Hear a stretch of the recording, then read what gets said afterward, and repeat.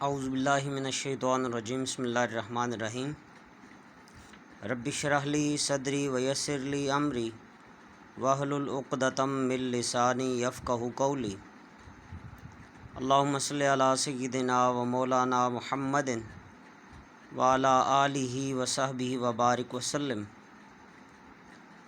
عزیز طلباء، السلام علیکم ورحمۃ اللہ وبرکاتہ۔ آج ہم اسلامیات لازمی HSSC 1 کے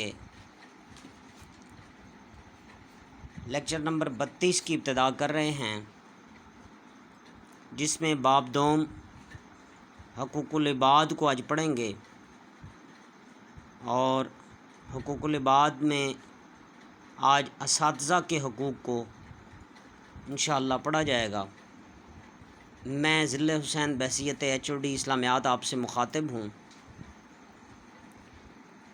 عزیز طلباء، آج جو ہم نے ٹاپک پڑھنا ہے وہ ہیں اساتذہ کے حقوق قرآن و سنت کی روشنی میں، اور انشاءاللہ اس کو ہم آج دیکھیں گے کہ اساتذہ کے حقوق اللہ اور اللہ کے رسول صلی اللہ علیہ وسلم کے احکامات کی روشنی میں کیا ہیں، اور اللہ کے رسول صلی اللہ علیہ وسلم نے ہمیں اس کی کیا تاکید کی ہے۔ استاد اور شاگرد کے حقوق و فرائض کیا ہیں۔ اس میں سب سے پہلی جو ہیڈنگ ہے وہ ہے اطاعت و فرما برداری، کہ طالب علم پر فرض ہے کہ وہ اپنے استاد کی معروف کاموں میں اطاعت و فرما برداری کرے۔ استاد جس بات کا حکم دے اس پر سختی کے ساتھ عمل کرے، اور جس بات سے استاد منع کرے اس سے باز آ جائے۔ شاگرد کو استاد کے نقش قدم پر چلنے کی کوشش کرنی چاہیے۔ گویا اطاعت و فرما برداری جو ہے وہ پہلی چیز ہے، کہ اساتذہ کرام جس راہ کی طرف، اور یقیناً وہ اچھے راستے کی طرف نشاندہی کرتے ہیں، اس راستے کو اڈاپٹ کیا جائے اور اس راستے کو اپنایا جائے، اور اسی راستے کو اپنی زندگی کا اوڑھنا بچھونا بنایا جائے، کیونکہ اسی کے اندر کامیابی اور کامرانی ہے۔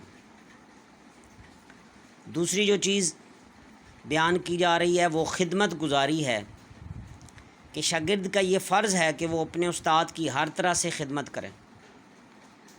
اگر استاد کسی کام کے لیے اس کو کہہ رہا ہے تو شاگرد کو انکار نہیں کرنا چاہیے، بلکہ برضا اور رغبت استاد کی جسمانی خدمت کرے۔ اسی طرح سے استاد اگر تندرست ہو تو شاگرد کو چاہیے کہ اگر اللہ نے اسے کشائش دی ہو تو وہ اپنے استاد کی مالی خدمت بھی کرے۔ یعنی مالی خدمت اور جسمانی خدمت، دونوں خدمتوں کو یہاں پر لازم و ملزوم قرار دیا گیا، یعنی کہ اس میں شاگرد کو یا اسٹوڈنٹ کو کوئی آر نہیں ہونی چاہیے کہ دیکھیں جی استاد صاحب نے یا ٹیچر نے مجھے کوئی کام کہا ہے تو وہ کوئی آر سمجھے یا اپنے آپ کو بڑا سمجھ کر اس کو پس پشت ڈال دے، بلکہ شاگرد کے لیے یہ ضروری ہے کہ وہ اگر کامیابی اور کامرانی چاہتا ہے تو وہ استاد کی خدمت گزاری میں اپنے آپ کو پیش کر دے۔ تیسرا جو ہے وہ ہے ادب و احترام۔ مشہور مقولہ ہے کہ با ادب با نصیب، بے ادب بے نصیب۔ اور پھر ایک اور بات بھی جو اکثر میں طلباء کو کہتا ہوں کہ محبت ادب پہلا کرینہ ہے محبت کے کرینوں میں، یعنی کہ ادب بہت ضروری ہے۔ ادب ہوگا تو محبت ہوگی، ادب نہیں ہوگا تو محبت نہیں ہوگی۔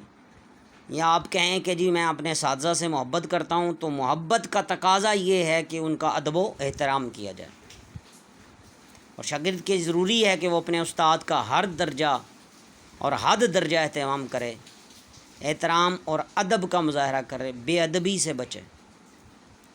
حضرت علی رضی اللہ تعالیٰ عنہ کا یہاں پر ایک فرمان کہ جس نے مجھے ایک حرف بھی سکھایا میں اس کا غلام۔ میں یہاں پر ادب و احترام کے حوالے سے آپ کو بات بتلاتا ہوں کہ ہمارے امام اعظم ابو حنیفہ رحمۃ اللہ تعالیٰ علیہ کے بارے میں آتا ہے کہ امام اعظم کے بارے میں یہ مشہور تھا کہ جس جانب یا جس طرف آپ کے استاد محترم کا گھر تھا، یعنی کہ جس گلی کی طرف آپ کے استاد کا گھر تھا، جب تک آپ کے استاد محترم حیات رہے، امام اعظم کبھی رحمۃ اللہ علیہ کبھی اپنے استاد محترم کے گھر کی طرف پاؤں کر کے نہیں سوئے۔ یہ کیا تھا؟ حد درجہ ادب تھا کہ جو کہ اپنے استاد محترم کے ساتھ تھا۔ اور اسی طرح ایک اور بات خلیفہ ہارون الرشید کے بارے میں آتا ہے کہ اس نے اپنے ایک بیٹے کو اتالیق کے پاس بٹھایا، اتالیق یعنی کہ ایک استاد محترم کے پاس سکھانے کے لیے بٹھایا اور بھیج دیا۔ کچھ عرصہ گزرا تو کچھ عرصے کے بعد بادشاہ نے یہ فیصلہ کیا کہ آئیں ذرا دیکھ کے آئیں بھائی استاد محترم نے میرے بیٹے کی کیا تربیت کی ہے۔ تو خلیفہ ہارون الرشید اس کو دیکھنے کے لیے اپنے سپاہیوں سمیت یا اپنے وزراء کے سمیت وہاں پر جاتا ہے۔ کیا دیکھتا ہے کہ میرا بیٹا اپنے استاد محترم کو وضو کروا رہا ہے اور استاد محترم وضو کر رہے ہیں اور وہ لوٹے سے یا برتن سے پانی ڈال رہا ہے۔ خلیفہ ہارون الرشید آگے بڑھتا ہے اور آگے جا کر نہایت ہی جلال کی کیفیت میں اور کہتا ہے استاد محترم کیا میں نے اپنے بیٹے کو اس لیے آپ کے پاس بٹھایا تھا کہ آپ اس کی ایسی تربیت کریں؟ جو استاد محترم ہیں وہ کہتے ہیں بادشاہ سلامت کیا بات ہے، کیا کمی کجی رہ گئی؟ انہوں نے کہا کہ چاہیے یہ تھا، ادب کا تقاضا یہ تھا کہ میرا یہ بیٹا ایک ہاتھ سے آپ کو پانی ڈالتا اور دوسرے ہاتھ سے آپ کے پاؤں دھوتا۔ تو آپ دیکھیے کہ پھر یہی ادب ہے کہ جو ان لوگوں کو آج تک ہمارے سینوں کے اندر زندہ رکھے ہوئے ہیں۔ تو لہٰذا ادب و احترام جو ہے وہ بہت ضروری ہے اساتذہ کرام کا۔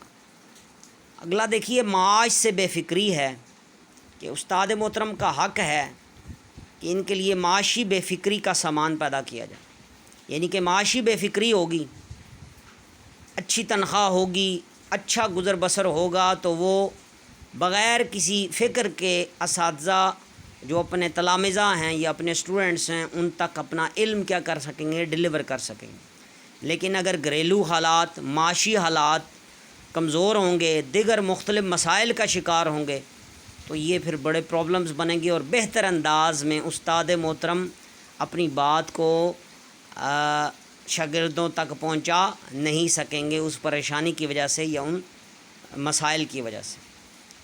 لہٰذا بنیادی جو ضروریات ہیں، روٹی، کپڑا، مکان یا طبی سہولیات یا معاملات جو ہیں وہ ضروری ہیں کہ ان کو باہم فراہم کیے جائیں۔ عذر خواہی، اگر ناراض ہو جائے کسی بات پر استاد تو شاگرد کا فرض ہے کہ وہ استاد کی ناراضگی کو دور کرنے کی کوشش کرے۔ آداب مجلس کا خیال رکھا جائے، شور شرابے سے گریز کیا جائے۔ اگر کلاس میں اساتذہ کرام خاموشی اختیار کرنے کو کہتے ہیں تو بس ایک دفعہ ان کے کہنے پر بلکہ ان کے کہے بغیر کیا کیا جائے، خاموشی اختیار کی جائے اور ادب کا دامن اپنے ہاتھ سے نہ چھوڑا جائے اور آتے ہی ان کو سب سے پہلے سلام کیا جائے۔ پھر آگے حسن ظن ہے۔ حسن ظن کا معنی ہے کہ اچھا گمان رکھا جائے۔ پھر جسمانی صحت ہے، شاگرد کا یہ بھی فرض ہے کہ وہ اپنی صحت کا خیال رکھیں۔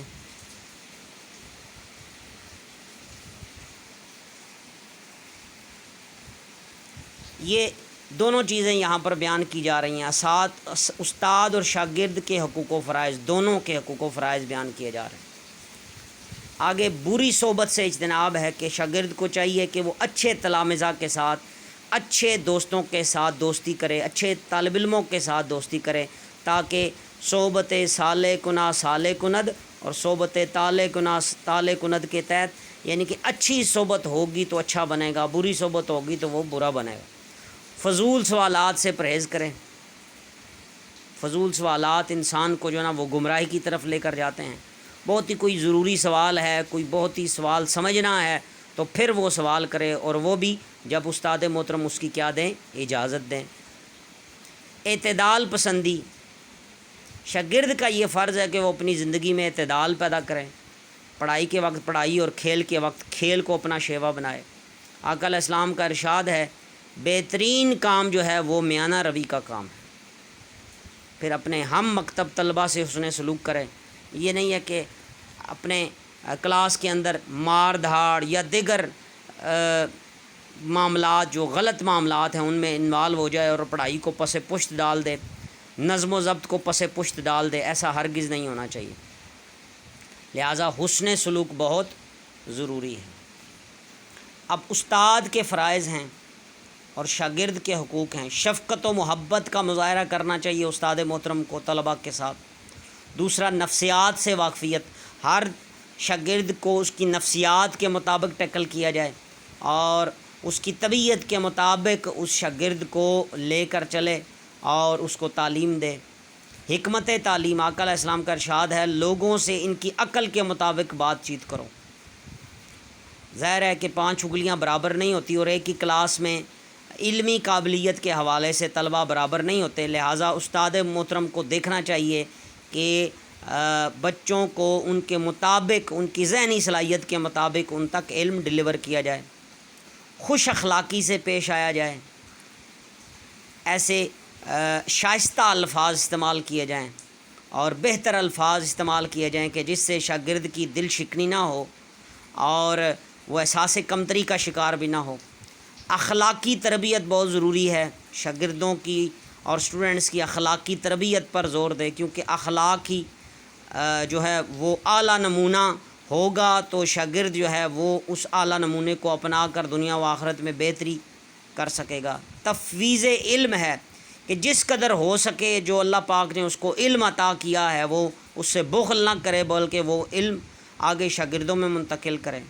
7واں پوائنٹ ہے جسمانی سزا سے پرہیز کرے، حتی المقدور کوشش کرے کہ جسمانی سزا سے پرہیز کرے اور منہ پر مارنے سے اجتناب کرے۔ آگے احساس ذمہ داری ہے، آگے نظم و ضبط کی پابندی ہے، پھر مساوی سلوک کرنا ہے، حق کے سوالات بھی دینا چاہیے کہ اتنا وقت سوالات کے لیے دیا جائے اساتذہ اکرام کو تاکہ وہ اپنے سبق کو اچھے طریقے سے سمجھ سکیں۔ اور آگے وسعت علم ہے، معلم کا یہ فرض ہے کہ وہ اپنا مطالعہ ہمیشہ جاری رکھے اور اپنی معلومات میں اضافہ کرتا رہے، اخبارات اور رسائل کا زیادہ سے زیادہ مطالعہ کرے اور خاص طور پر جس مضمون کی وہ تعلیم دے رہا ہے اس کے بارے میں نئے انکشافات پر اس کی نظر ہو، اس طرح سے وہ طالب علموں کی بہترین رہنمائی کر سکتا ہے۔ گویا جب اس کے علم کے اندر وسعت ہوگی تو وہ ٹاپک کو بہتر انداز میں طلباء تک پہنچا سکے گا۔ عزیز طلباء، میں نے کوشش کی ہے کہ ہیڈنگز کی صورت میں اس موضوع کو بہتر انداز میں آپ تک پہنچایا جائے۔ امید ہے کہ آپ یہ جو ٹاپک ہم نے پڑھا ہے استاد اور شاگرد کے حقوق و فرائض، اس کو مزید بہتر انداز میں تیار کریں گے اور امتحانی پوائنٹ آف ویو سے بھی اور عملی حوالے سے بھی اپنی زندگیوں کا حصہ بنائیں گے۔ السلام علیکم ورحمۃ اللہ وبرکاتہ۔